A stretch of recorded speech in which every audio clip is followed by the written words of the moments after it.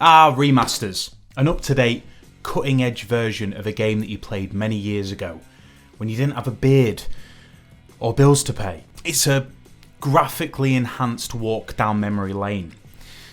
Or is it? Now, the GTA Definitive Edition has triggered something in me regarding the recent influx of remasters that have occurred over the past couple of years. In an era aching for new IPs from our AAA companies in the gaming industry, I want to discuss with you guys their obsession with dragging up the past and what the current landscape of gaming could possibly mean for the future. So, let's get to it.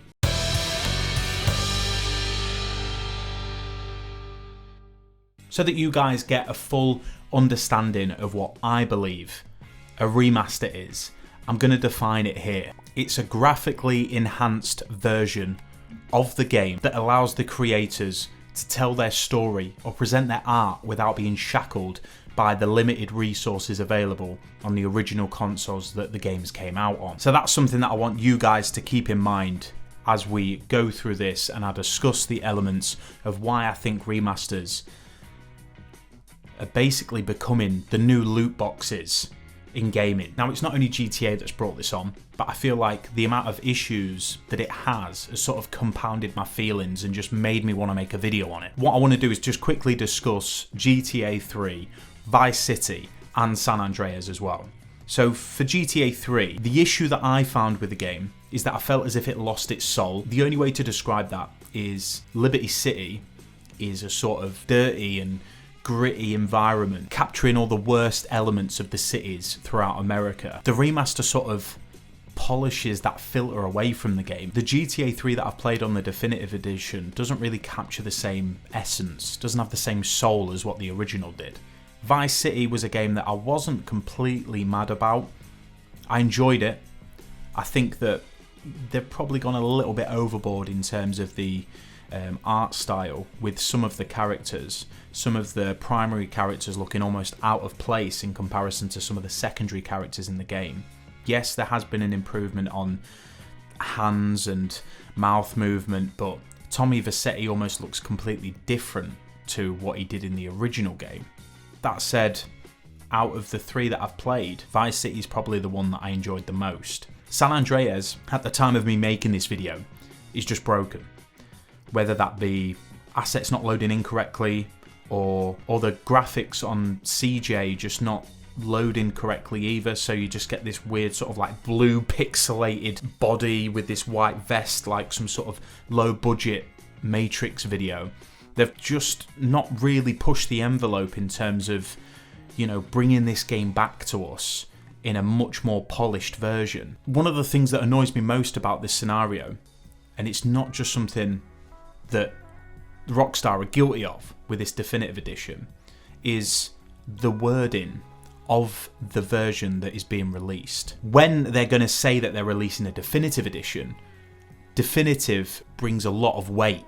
Definitive means complete, absolute. Whereas you play the Definitive Edition and it almost seems as if there's elements of the game that are stripped back in comparison to the original. On top of this, what makes it even worse is that Rockstar actually took the originals off the marketplace for PC players, meaning that if they wanted to play the game, they would have to purchase the Definitive Edition, despite the fact that it misses the mark in terms of capturing the soul and the essence of the original games and what made them so exciting and fun to play. Are we setting a precedent for gaming companies to just throw any sort of synonym in front of a collection of games just to make people buy it? Definitive Edition, Ultimate Edition, Classic Edition. I have to fucking remember that line. It's just, what does it all mean? There's nothing definitive about the Grand Theft Auto collection. There's nothing absolute about that game. The only time that I would play a remaster and it actually works is probably a HD version. If they released a HD version and it was HD, I'd go, yeah, okay, you've hit the nail on the head. Now, the game may improve over time, but this is going to sort of feed into one of my other points that I'm going to make later on. But just as a side note, games of old didn't have this opportunity. Another thing that I feel like we let slide way too much is the fact that companies just release games and then expect us to be content with them updating the game once it's been released. I'm sorry. Do not be sorry. Be better. Companies never got away with that back in the day because it was all disc based. So you would have to release the game at its perfect point to ensure that you got the maximum amount of sales out of it. Now it just seems as if it's like, put it out in the state it's in, and if people complain, we'll just update it as we go. It doesn't matter, at that point we've already got their money. That's not the mentality. That's not the mentality I want the games companies to have when I'm investing money in them. Now, like I said before, Grand Theft Auto Definitive Edition isn't the only game to do this. I think before this one, the last one that I can remember playing that really did make me think that there was a bit of an issue was probably the Resident Evil 2 remake. Now, don't get it twisted. I love Resident Evil. Resident Evil 2 was actually the first video game that I ever played. I was quite late into gaming, mainly because my parents were poor.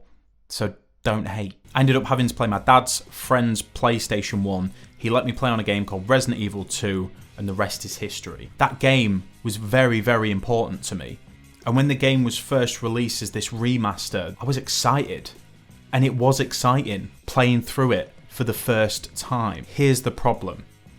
The second time playing through it is near enough exactly the same as when you play through it on the first time, which is actually a stripped back version of the original Resident Evil 2, in which the narratives will be completely different. You see the two characters begin the game together, leave each other, grow as characters, and then come together at the end. In this game, that's completely taken away. So whilst it's enhanced graphically and the actual quality of the game is improved massively, what hasn't improved is the narrative. If anything, the narrative's got worse. Not saying it's a bad game, not saying that at all. All I'm saying is that it didn't build on what it originally created. It didn't build on that mythos. Instead, what it did is just strip elements of it back. But they knew people were still going to buy the game because graphically it had improved, the gameplay had improved, and the quality of the storytelling had improved to the extent, whereas if you played it through on the first occasion, it was great. But the second time you played through it, it was exactly the same. The only difference was you were Claire or Leon, the opposite of who you played in the first section. That's criminal. But it's not as if there hasn't been good ones. Probably the best example to me is the Metal Gear Solid HD collection. Again, Metal Gear Solid as a series probably ranks in my top 5 of all time, and the HD remake that they released that had number 2, number 3 and Peace Walker on it not only maintained the essence of the game, but it built on it graphically. They haven't pushed the boat too far out by just telling people it's a HD collection, so people who are buying the game know exactly what to expect. They haven't tried to hide it, all cloak and daggers, trying to pretend that they've increased the quality of the game when it's just the exact same game. That's when it's done well. I mean, what do you guys think? If you take into account all the remasters or the collections that have come out over the past couple of years, do you think the quality of it is better than the originals? And if so, which games do that? Make sure you let me know in the comment section below. The issue with this current trend within the industry can be summed up with 3 components. Number 1 is the cost. Now, this is probably one of the most important parts to me. The cost of the game to me should be based on the longevity of me playing the game. How much quality am I getting for what I'm paying for? FIFA gets a free pass every single year. Why do I do it to myself? I don't know. But with other games, I get very tetchy about the amount of money that I spend for the quality of game I'm getting. For instance, the Definitive Edition GTA cost me £54. £54 for 3 titles that weren't even complete. I'm still awaiting for updates and patches to slowly drip through from Rockstar to make up for that stuttering start that they gave me. There's no more, you can't take a risk anymore with a video game. Back in the day, you'd have like bargain buckets at Blockbuster or Game Station where you could get 2 games for 20 quid. That's gone now. Every single game that you invest in is a legitimate investment. You're spending over £50 each time on a game that you don't even know the full quality of because it's all down to the marketing of the company that released the games. How well can they conceal the worst elements of that game from you? How's that acceptable? Now, the second component I think this is based on is the lack of ability to play the originals. Now, this is something that a couple of YouTubers that I've watched since they've started discuss in detail, and it's an amazing video. I'll make sure that I drop the link in the description below. But the YouTube channel is called Challenge Player One. Make sure you check them out. And they talk about video game preservation. One thing I will say, and I'll open it up this way. I can go to a store and I can buy myself a DVD of Casablanca. Yes. That film, I don't know how old that film is. I think it's in the 60s or 50s or whatever. Us, man. It's old. It's older than It's probably us. older than my mum. I can get infinite copies of Star Wars, infinite copy of Friends, infinite copy of, I don't know, Indiana Jones. It's loads of stuff. But I can't pop in the store and get Pokemon Coliseum. I can't pop in the store and get a Zelda game, for example. Now, the original video games that you play can't always be played now. There's a lot of them that aren't ported over. Probably one of the best examples of this, again, not to hate on Rockstar, is GTA 4. It's still only available on the PS3, despite the fact that games from before and also Grand Theft Auto 5 that came after has not only been ported onto the PlayStation 4 but the PlayStation 5 as well. Xbox are obviously doing a great job of trying to present their library so that you can play the games at any point, and obviously PlayStation have got PlayStation Now where you can play all the original games, but there's still not an ability to play every single game that you may have played when you originally had that console. This creates a really strange tug of war between the games companies and the players. The difficulty here is that you'll have players that are constantly trying to chase that experience that they had when they originally played the game. And if they can't play the original again, then they'll wait on the basis that there's a definitive edition or a remaster that's released. Yet that remaster or definitive edition that is released may not even capture what was so good about the original game. So you've got these gamers spending the money to try and chase that dragon, only not to achieve it. And the worst thing about the situation is that it doesn't affect the games companies because they still make the money. Which is why I said in the beginning of the video that I feel this is the new loot box trend.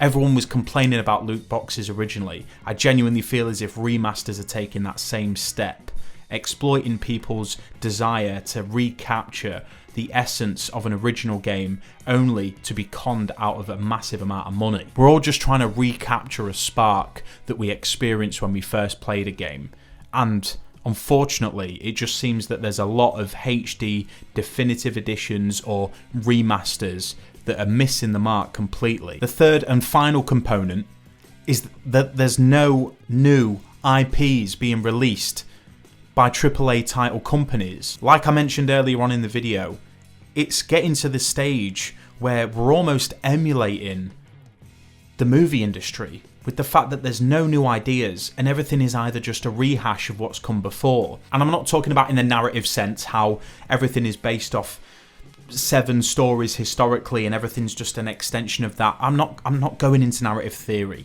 I'm just purely talking about the fact that there's no brand new ideas. Legitimately, the last game that I can think of that was an original idea that's not a remaster or a sequel or a prequel is Death Stranding. That's not a game.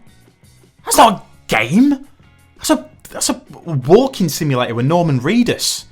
It's not a video game. That's an interactive story of a futuristic Parcel Force employee. You can't tell me that that's what we've got to pin our hopes on for the future. Just somebody trying to push the envelope on how much money can we push on this dramatic film that involves a lot of walking that the gamer can do. No. I need something more than that. Think about all the games that were coming out for 360 when that 360 first come out. Think of all the games that came out for PS3 when that first come out. They were competing. They were trying to get new IPs out as quickly as possible, just trying to establish who was the best at creating genuine new ideas. I needed to get that off my chest. Oh my god, I feel better. Thank you for checking the video out, guys. If you did enjoy it, make sure that you drop a like on the video, as well as hit that comment section up as well. I really want to know your guys' thoughts, if you've had the opportunity to play the definitive edition, or if you've avoided it and the reasons why you've avoided it. I appreciate you guys checking this content out. Make sure you subscribe, hit that notification bell, and I will see you guys next time on Cali Sunset Gaming.